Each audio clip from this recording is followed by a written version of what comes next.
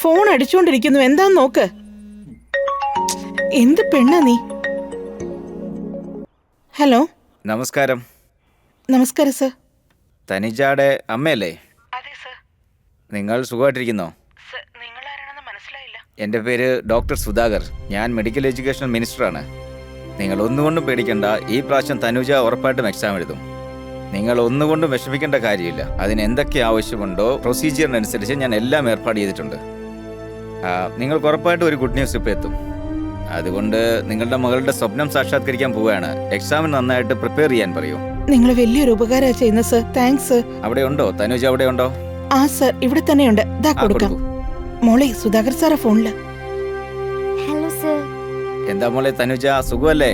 സുഖമായിട്ടിരിക്കുന്നു സർ. നീ ഒന്നുകൊണ്ടും വിഷമിക്കണ്ട മോളെ. ഞാൻ ഡൽഹിയിൽ സംസാരിച്ച് എല്ലാം ഏർപ്പാട് ചെയ്തിട്ടുണ്ട്. നീ ഒന്നിനെ കുറിച്ച്